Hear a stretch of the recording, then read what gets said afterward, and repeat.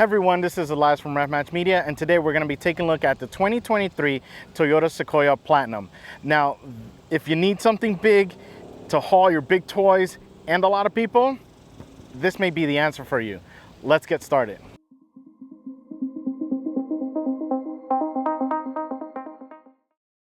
We get started in front and we can see with the new remodel, this thing looks mean. It has a very big grille, very similar to the Tacoma, actually Tundra, that we've reviewed. So let's get started on the different elements. We have these LED headlights. I love the design. It's got a very industrial look to it with the kind of metal brushed aluminum looking pieces compared to like the darker black housing that it has. And they're tiny, but they're very powerful, really light up the road.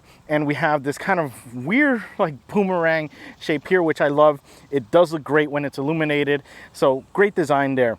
We have the big grille. So this big grille, I love the way it looks. It has a cool design to it. We have the black color, which is always a favorite to have for me. Black accents on things. We have the hybrid badging from Toyota. So whenever you have a Toyota badge that has that blue outline, that indicates that there is a hybrid or an EV, just some electrification going on with this vehicle. We have the front facing camera, which has been great to help out with the 360-degree view system that this has, because this is a big SUV. As you can see, it has a really long front, which actually these cutouts on the hood have helped with the visibility and basically your cues, your sight, lines of sight. But yeah, that camera system has been great to make sure that you don't hit anything in the front, because down here we do have another set of fog lights here, which look great, the LED system right in there. And what I'm talking about is this lower piece here, because again, this is I kind of see this as a family tow rig, because it can definitely tow a lot. So aerodynamics are going to help you when you kind of look like a brick house. so any aero pieces will definitely help out. Now, I'm not sure why this one's banged up a little bit, because we have those cameras. Come on, journalists, you have these tools. Let's use them so we don't, damage stuff. Well, let's go ahead and take a look at what we have under this big, massive hood. We get under the hood, and this is probably the smallest opening I have had for a hood, much less with it being probably one of the biggest hoods that I've had to kind of open. But yeah, when you finally open up the hood, as much as you can with this, you have the 3.4 liter iForce Max twin turbo V6 hybrid, and it is cranking out 437 horsepower and 583 pound-feet of torque. It is connected to the 10-speed auto and then to the 4-wheel drive system that this was optioned with. Yes, we no longer have a V8 in the Sequoia, and we have the V6 twin turbo hybrid system in this. A couple of things with this. The power delivery has been smooth, and it hasn't been like the V8 in the sense that the V8 was needlessly hollow in power. It was an old V8 that one of those you accelerate and it just more noise than really power that you were getting. So this is definitely a big upgrade when it comes to power and the delivery of it, because it definitely was a lot smoother and linear, which is surprising when you have a turbo system and you have a hybrid system. So yeah, they really switch over when one excels at one power in the different power range, but it's been a nice linear transition. Again, you don't even feel it. It just feels like one unit working together, which it is. The 10-speed auto has been great as well. The shifts are there. Oddly enough though, it shifts faster or downshifts faster when you are in eco mode compared to when you are in Sport S mode.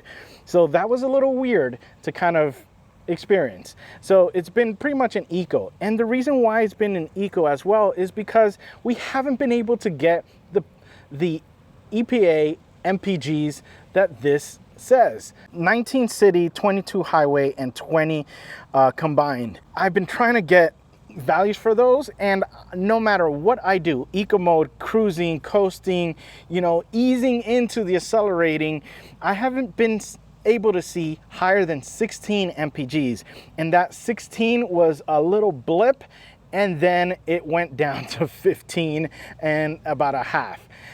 Typically we've been about the 15 to 14 range. I don't know why, but I haven't been able to catch those numbers. The other thing as well is this thing does not like the cold, or it doesn't like being cold or ran when it hasn't warmed up completely and actually moved.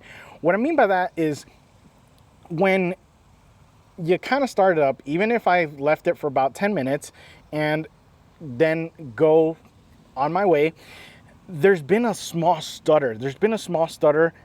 When I've left my foot constant at lower speeds, let's say 40, and there's been just a jitter, like if there's something with a clogged injector, it feels that way. It feels like a sputter, but again, my foot hasn't moved, and it just kind of does this weird jerking feeling to it. Not sure why that is, and I've tried different driving modes to see if that helps out, and it's still there.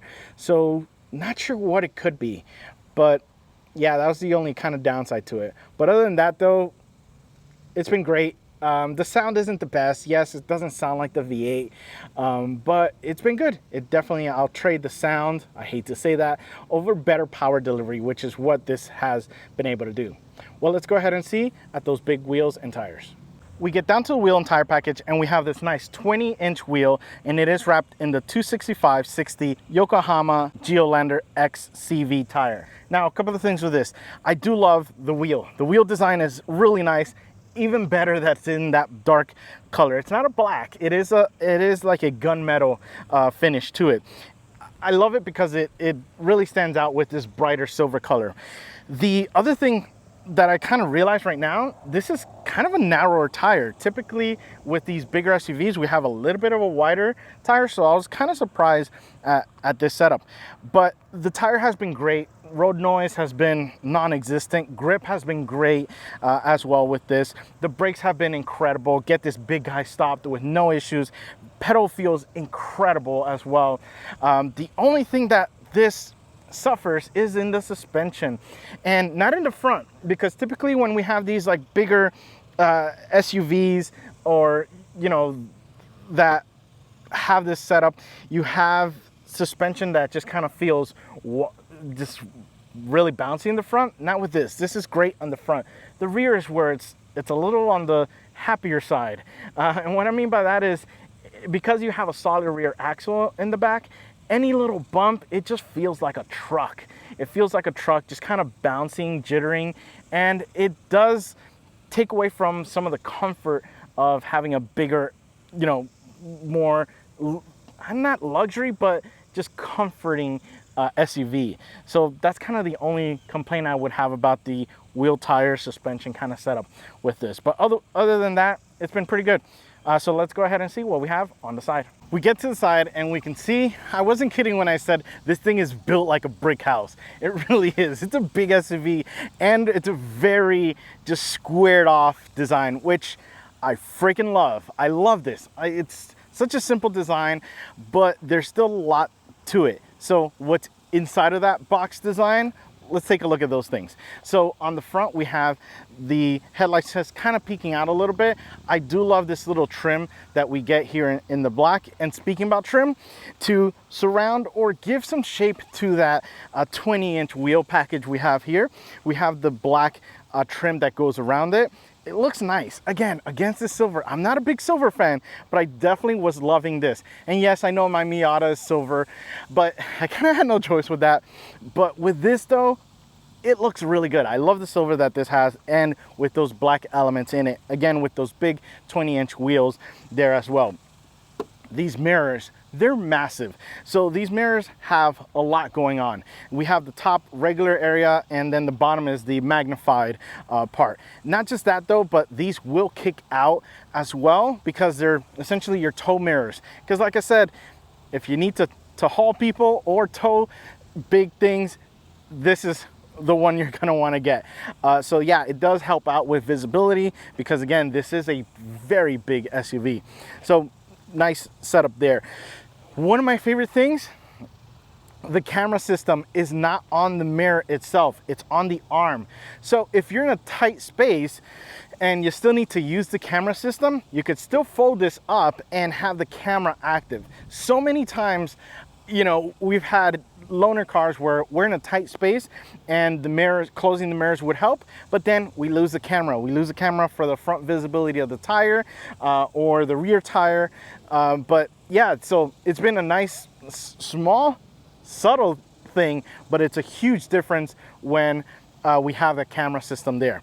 We have the platinum badge. Let everyone know you paid a little bit more with the little black line just kind of going through there. We have the step, which we'll definitely take a look at. Big doors and black framing as well around the windows, which I love. We have the big carriers at the top. Just a really nice design. The taillights kind of sweeping a little bit over to the side. But yeah, I love this. Now I have my key fob in my pocket. I'll go ahead and put my hand here and it unlocks. And there we go. So again, like I said, those big mirrors, they can kick out even further. I go ahead, do this, I can open up, and like royalty, we have our deployable step. Now, typically, I'm a huge fan of deployable steps, and this though, for some reason, has made me love them even more. I don't know if it's the height from the ground to the step or from the step to the inside, but there's something that was calculated perfectly that this has been the best side steps that I've used to get in. Very low effort. And that's a hard thing to do because a lot of times the steps are maybe too low and now you're having to still do a big step in, or they're too high and you're needing to do a high step to then do a small step to get in. But this has been really easy to just kind of get in and no issues. So that's the biggest thing that has surprised me with this. I'll go ahead and just get out, and you can see it does that. And again, just very easy. I don't know, Toyota, you guys nailed that, the spacing between them. I don't know if it's because it's even or yeah, whatever it is, you guys did the perfect job for that. Everyone else needs to figure out what Toyota did here and replicate it. Now let's go ahead and head to the back and see what we have back there. We get to the back and we can see, again, just big brick house, and I love it. There's a lot of great things to it.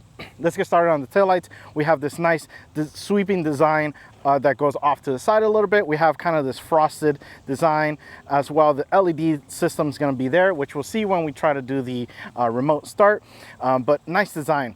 And we come up to the top, we have this nice little spoiler there, and we have this rear glass we have that we'll definitely talk about.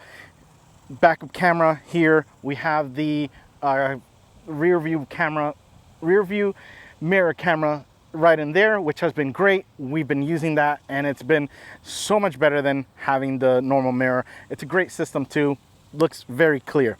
And we have the Sequoia again with the black finish on the letters, which is nice. Down here we have our tow connections underneath here. This, now when I told you you can haul or tow things as well, haul people or tow your toys, we're talking about with this configuration with the Platinum and the four-wheel drive that this has, we are looking at 9,010 pounds of towing, which is great. It really, you could tow a Miata with this basically. But yeah, we have that finish. So let's talk about, we talked about the design, let's talk about the functionality of things. So we do have a little button here which will let you open up right in there, and I love this function. So again, we can see the camera for the rear view mirror, but I love this because a lot of times you just want to grab something and you don't want to have to open up the door, especially if it's something that can roll out. And yeah, I kind of did that with our drinks when we did a shop in it. They kind of fell on the floor, and yeah, that wasn't too fun. So I should have probably used the glass to grab it, but we have that. Then we go ahead and we open this guy up, and we have a nice big opening to the thing that I dislike the most about this SUV, and that is gonna be the cargo area, because it's not functional at all. So it is a 3-row SUV, and we do have the seats down. So when you have the seats down, the step from the cargo area to the newer or extended cargo area of the seats is a good amount. I would say, gosh, I'd probably say 6 inches or so. So it's a big jump. So that makes things difficult. When we had our groceries, we had to kind of throw things higher and further when we could have just had them here and pushed them to the back. Now, the other thing as well, because this is a 3-row, the middle seat are captain's chairs, yes. So now we have a massive opening in there, and your groceries, in case of any hard braking, will just go through. I know, it's one of the things I don't know why this was honestly poorly designed. I hate to say that, but it's just not very useful trunk area. Now, when we bring up the rear, seats, which are motorized, which is nice, it takes a while to kind of get them up. Perfect. So the other thing is, these seats are really pushed up to the front, and there's not much space for whoever wants to sit here. In order to make it somewhat comfortable, you have to push it all the way back. And now my bag doesn't even fit. It really is on a tight side of things. And we do have this kind of, and I'll go ahead and put this down. We do have this little cover here to lift it up and make it parallel. But now watch what happens when we do that. So I go ahead and I push these seats forward, and I'll lift this guy up, and it doesn't feel like a very stable piece. It feels like it's, yeah. And yes, we gained a little bit of space down here, which isn't bad, but now this is level with that, but this doesn't feel very stable. I'll probably put my bag here, and yeah, it's already kind of bending it a little bit. And this is a camera bag. It's not super heavy. If it's 10 pounds, it's too much. So to see that, it's kind of disappointing. Yeah, I really, you know, when you think big SUV, you think, cool, we're gonna have a lot of space. But I don't know, I don't think this, great, and I can't even put it back. Yeah, there we go. So yeah, that's probably the biggest thing I dislike about this SUV. Those seats need to go down, or this platform needs to go higher, a permanent platform. I don't mind, I hate to say, I don't mind losing this additional space, but it's just, it's a lot to lose regarding height. But yeah, that's kind of what you get with this. And the great thing about this though is we can do that, and it's worked for me. And now of course it doesn't want to work for me because we're recording, so we'll just press the button there. And perfect, we have it closed. I'll go ahead and lock the car, and we're set. Now this does have remote start, but it has the remote start that I hate the most, because you have to press once, twice, 3 times and hold it.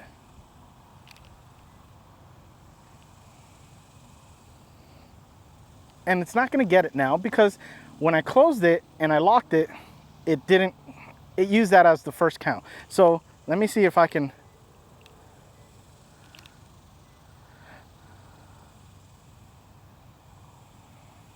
Yeah, so I've pretty much screwed up the sequence, and now it's just pretty much getting the truck in the Sequoia. Couple of things. The way that you do it is you press once, beep, press once again, beep, press 3 times and hold it, and that should get it starting. Again, if you mess it up once, you're pretty much done. So yeah, it's not starting. The other thing, the moment you unlock, it shuts it off. The moment you open the door, it shuts it off. Come on, Toyota. You guys are the only brand that I know of that does this. You guys told me, oh, it's a safety thing. What's the safety thing when the car won't shift if you don't push the start and have the key fob in the car like every other brand does. So I don't know why that is the case, but I think it needs to be changed. So let me go in, and yes, you're probably thinking, oh, it's just a stupid remote start, but I am hot right now. So that SUV is going to be scorching hot. And when we have days that literally today is going to be 104 here in Texas, you need the remote start, and you need a simple remote start to cool down the car or to warm up a car. The other thing as well is even if it did work, now I have to go outside, sit there and do the sequence to get it going. Make it like other systems, literally just a lock and another button you hold and it starts up. No sequence or anything like that. Make it simple. Let's go ahead and hop in. We get inside of the Sequoia and it is updated. Yes, it is really updated. Huge upgrade. Some things I like, some things we'll get into those, but let's get started. So on the door we have this awesome armrest up here. So the door itself is kind of thick coming into the car, into the Sequoia, but it's not in the sense that it's gonna make things tight, but it's not. So the armrest up here is nice and comfortable. We have the armrest down here that's also really comfortable, and you know, easy access to your switches for your windows. No complaints there. We have, because this is the Platinum, we do have some tow goodies in this, and one of those are the mirrors. So we do have large mirrors, large folding mirrors, but as well we have the option of having them kind of kick out. We push the button and they're tow mirrors essentially, so we can see further out if you decide to tow this big trailer with this guy. So yeah, real easy to just push it. Now I wish it were like, I believe Ford had it, where you were able to kind of, it was either Ford or Ram, where you can just fine tune the amount, but this is an all or nothing kind of thing. But yeah, oh yeah, and we also have the JBL speaker system, super loud. You definitely want to get this. It even has a subwoofer underneath my seat to really feel those jams, and it's been really great sounding. Then we get over to the seats, and the seats are nice and big and comfortable. They have a great finish to them. They're shaped really nicely. They're big boy friendly as well, so that's always a good plus. But they're still, you know, they still have some good shape to them, which is what you want. You want to find that great balance of soft seats and comfortable, but still have a good shape to them. So we have that, and they do have heated and cooled options. So we are cooling right now because it literally is 9 o'clock and it's already 87 degrees. So yeah, it's not fun, and it's gonna go up into the triple digits. So you definitely want to have the cooled option if you're living in Texas or just in really high heat situations. But yeah, it's been super comfortable, no complaints. Yeah, they look great. I love the blue stitching that it has. So nice little detail. You can't see it as really too much, but it's there.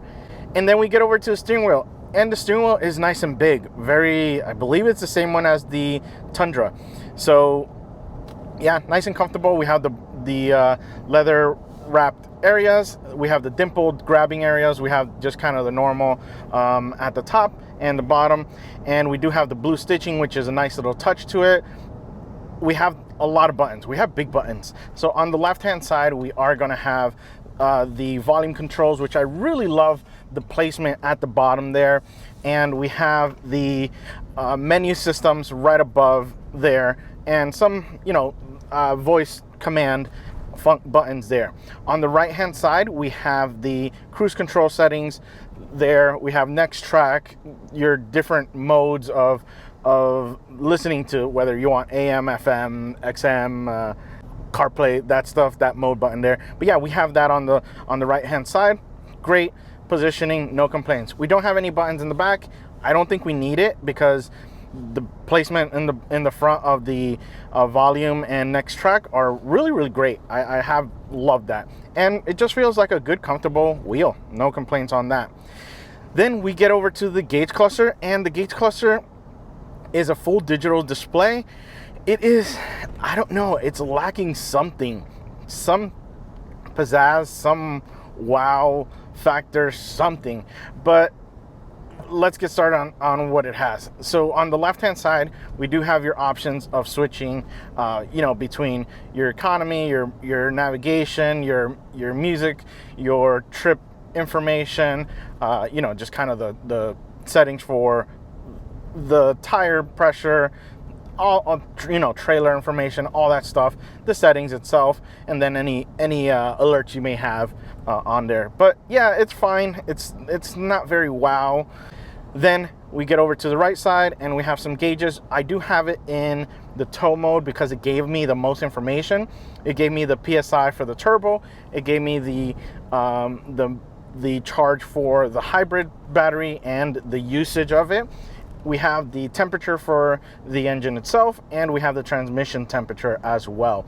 So yeah, I've been leaving it at that. The other options are not as useful as the tow option. Then we get over to the infotainment system, and yes, this is where the much needed massive upgrade to the screen is nice. I do love it. I do love the touch aspect to it. And we have Apple CarPlay. We've used the built-in navigation as well, which has been really good. It was really easy and simple to navigate and tell it, hey, take me to this. And yeah, it recognized my voice with no issues. So love that. And again, Apple CarPlay, love it. Wirelessly, yes, thank you. So that works. The only thing I wish, I hate to be saying this, but I wish I had a joystick or something to control that, because sometimes, yeah, it's a little far. It's a little far to get to the corner, and that's what sometimes I need to do when it's just kind of like this and I want to see what song is playing. I have to press that and kind of lean over. So yeah, I wish it really had that option to have a joystick somewhere. I know I'm kind of complaining that I don't have a joystick or input device when I have a big, beautiful display touchscreen. Yeah, but I think it needs it just because it's such a massive size screen. Then we come over to the climate control, and this is really, really good. I love this system because this is probably the first multiple zone that is not left and right. So it's a 3-zone system that I've been able to use correctly. And what I mean by that is sync. Sometimes I want to sync the rear to just have everything kind of have the same temperature. And some systems, to get the rear to sync, you have to go into 4 different menus. Not with this. So you literally just press the rear and you can press the sync, and that's it. 2 buttons. And it's been super simple to use. And again, that's if you break the passenger sync, it doesn't break the rear sync, which is great because maybe my wife wants to be in, 70 degrees and I want to be at 65 or something. I can lower mine, and if my kid wants to be at 65, I can still have him match me. So it's just a great, easy system. Yeah, I know I'm talking a lot about a climate system, but it's easy. That's when I'm gonna talk about it. If you're gonna be difficult, I could care less, and at that point everyone just goes to my to my temperature. But yeah, it's been great. And we have the heated seats and the cooled seat option there.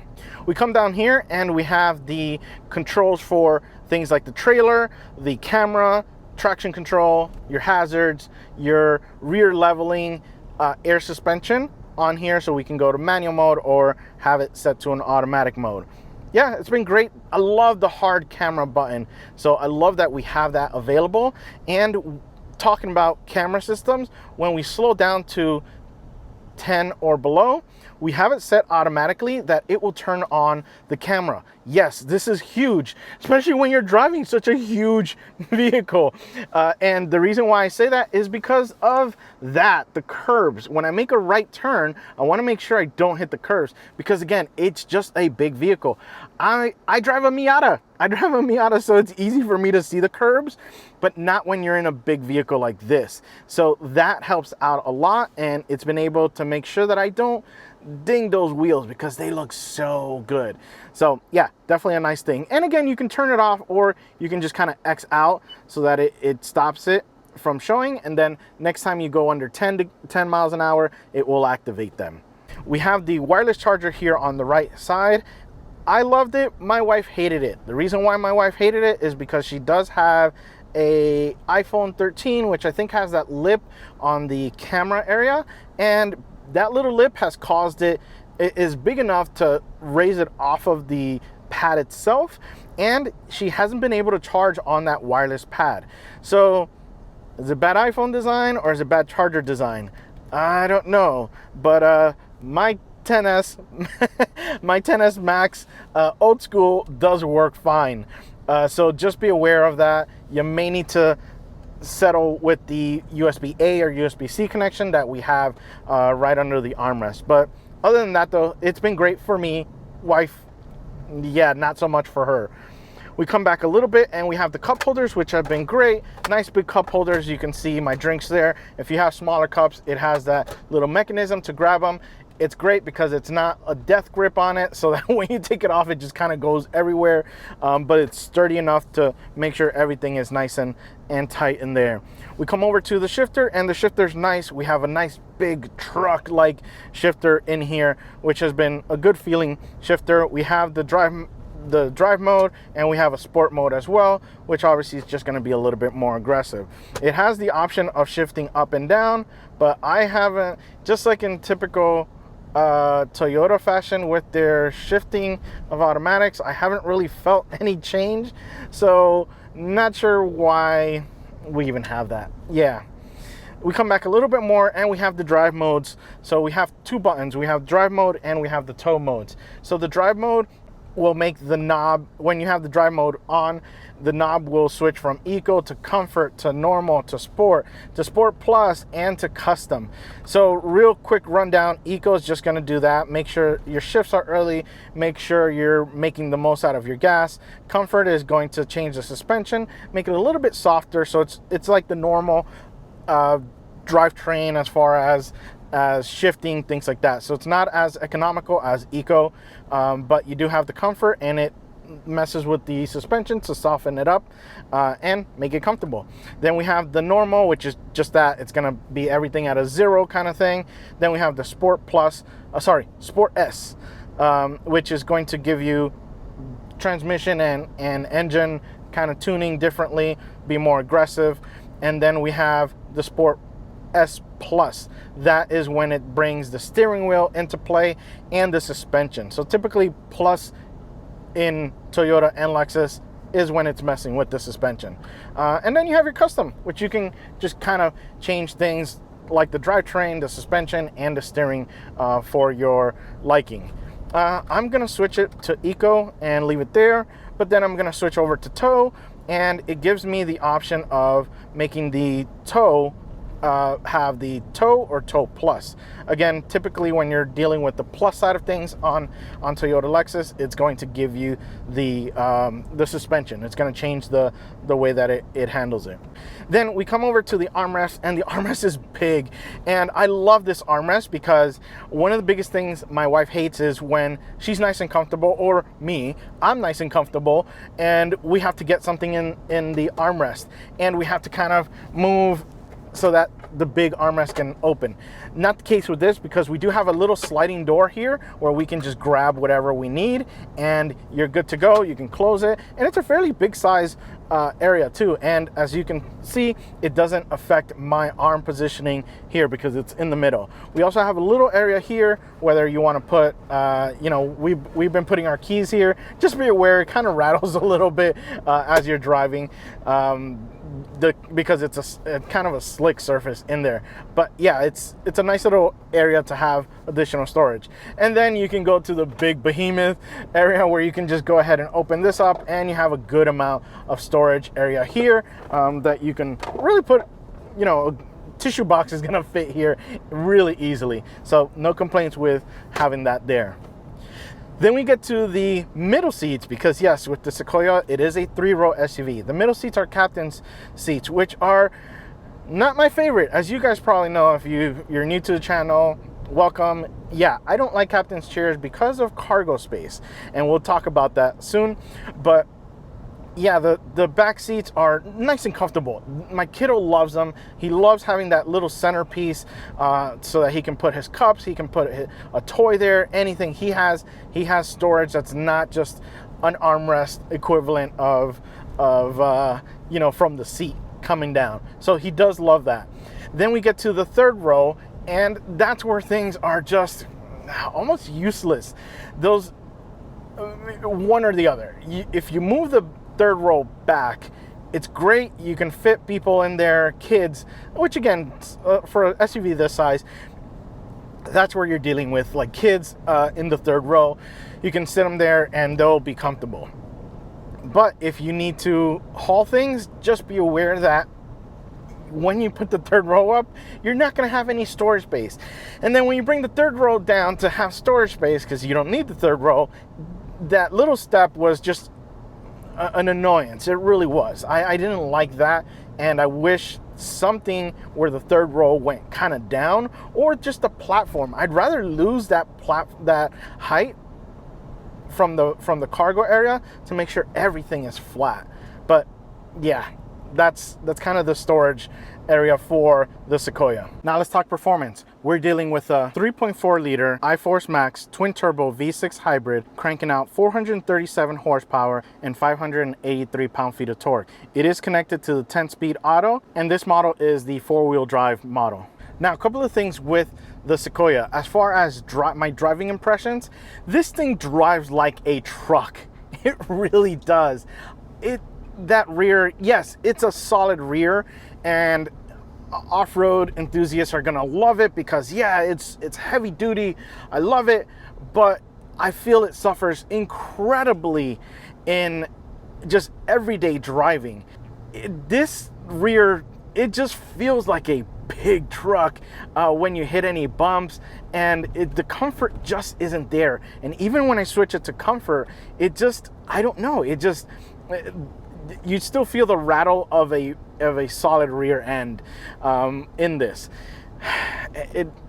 It's kind of a trade, because obviously if you're going to be using this for towing, the added, you know, solid rear is a nice option. You don't want to take this one off-road because it is very low in the front with that little air kind of diffuser in the front that it has.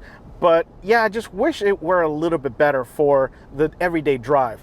Now, the other thing that was kind of difficult to overlook is when this thing is cold, and I'm talking about you start it up, mind you, it's 90 degrees right now. If I were to start this up and give it even just 10 minutes, those 10 minutes, and then just kind of hop in and go for a drive.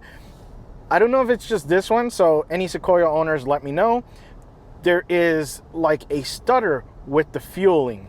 I don't know if it's the fueling or something, but I am simply just keeping it at a constant, maybe 40, and it just, when it's cold or when it hasn't essentially been driven for the day, it will kind of have a weird stutter, like if your injectors were dirty. That's the kind of feeling that I get. It's like a dirty fuel injector where it just kind of gives you this sputter. And again, I'm leaving my foot constant, and just kind of, we get these jitters of kind of power. It's so weird, but yeah, I'm experiencing this. Now, when you hammer it down, it has no problem with that. So let's actually go from a stop, and we're gonna go ahead and put it in Sport Plus mode. And we do have a little bit of battery power, so that's good. And hold it down and go.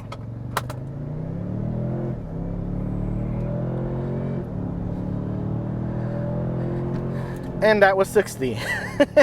So it took a while with the Sport S Plus to really get it going. It's a big SUV. Now, a couple of things with that though is the transmission has also been kind of weird, because in eco mode, it's super happy to switch me over to a really low gear when I accelerate. When I'm in normal mode though, there's a significant delay when I do it. So yeah, it's a pretty big delay. It's not as responsive. So again, if I'm on eco mode, it actually was faster switching to that. So yeah, I don't know. It's something is just different with this. Now the braking though, I do love the braking. The braking to this is nice and safe feeling. It really is. It feels safe. It feels really, you know, a lot of pressure on the pedal, but in a good way. It releases when it needs to. It just works really well. I do love the feel to that. And the brakes themselves are great. Get this big guy stopped with no problem. Again, it just, like I said, the rear oh yeah, and the traction control has been great to get this guy going. Yeah, so I had to kind of make a left turn really quickly, and that right rear just grabbed with power, and the inner wheel was not slipping at all. So it definitely transferred the power where it needed to go. So that was really, really surprising, because I thought, oh gosh, I'm gonna unload the inner driver's rear wheel, but nope, it handled it like a champ with no problem. Oh, and yeah, we've had it in 2 high, but we also have the 4 high and the 4 low options as well. I haven't needed it. It's been super bright and dry, minus some rains, but we've stayed in for those. But it's been, yeah, it's been great at putting the power where it needs to. It just takes a little bit to kind of get there. And yeah, but once you get there, it has a lot of momentum, I'll say that. The battery, switching between that, I haven't felt any real big like changes and feel in power with the turbocharger or anything like that. It's just been, it feels like a linear power plant. Now the rumble though, it's not quite there. It doesn't feel super like rumble of the V8, but it, as far as audio, but the power delivery definitely is there, and it feels better than it did in that big V8. And that's when we're going to talk next about, yeah, the turning radius is a little bit better than I'm making it seem right now. This is just a really tiny road. It's not that wide, and there's drop off, so I don't want to get stuck in this because it's pretty steep. But that's the other thing with this. It's been super easy to park this massive thing. A big help comes to the cameras, but it just the steering steering ratio and the turning radius has just been so good. And I haven't had any anxiety like some of these other vehicles where it's like, oh gosh. And I'm talking about Tundra, because that was a nightmare to park. And this somehow completely different.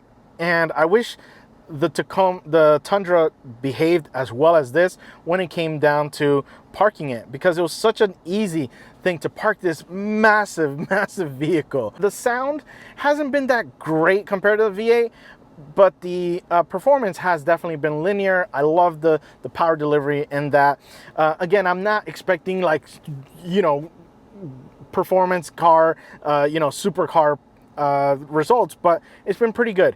What hasn't been though is the MPGs. Yes, this apparently can do 19 city, I'll put the correct numbers down there, but it has not been that. It's been, my tank average is 13. Granted, I'm driving it like crazy right now, but I've been even on trips, little trips to kind of the store, where even though you can consider them city driving, we're still doing 50 miles an hour in these roads, and there's been no traffic. I am babying the hell out of it. Eco mode, everything right. I haven't seen more than 15, and I once saw 16. Yeah, we're a long ways from the EPA estimated. So I'm kind of confused by that. So that's a big difference. And then I've also done highway trips where I've seen, and I've done the speed limit, you know, because I want to get those EPA numbers. And I say that because other times where I'm not even trying on other vehicles and I exceed them, and I'm just like, wow, this is incredible, but I haven't been able to. Let me know in the comments, guys, if you guys have a Sequoia, if you've been dealing with that MPG side of things. So yeah, let's go ahead and load it up, and away we go.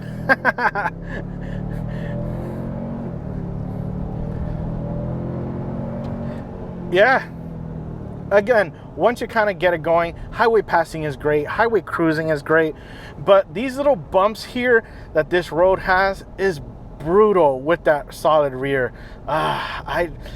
It's a double-edged sword because I really like that, and I would almost wonder if getting it in the TRD Pro, if that would be a great thing, because we do get the Fox suspension, so maybe that'll soften things up and absorb things a little bit better. But yeah, that's probably the biggest letdown with this. Other than that though, would I use this for like a towing rig? Yeah, because the amount of towing that this can do is nice. So you can definitely use this and have the family in here. Obviously you're gonna have to get your cargo in the trailer that you're towing, because you're not gonna have space in this area. But overall though, this has been a pretty good SUV. Honestly though, I'm excited to see what Toyota can do with the new 4Runner. Yeah, we've seen the Tacoma, we have the Tundra, we've seen the Tacoma, we have the Sequoia. Let's see what we can do in the 4Runner. Well guys, I hope you enjoyed my review of the Toyota Sequoia, and remember, find the right gear. See ya.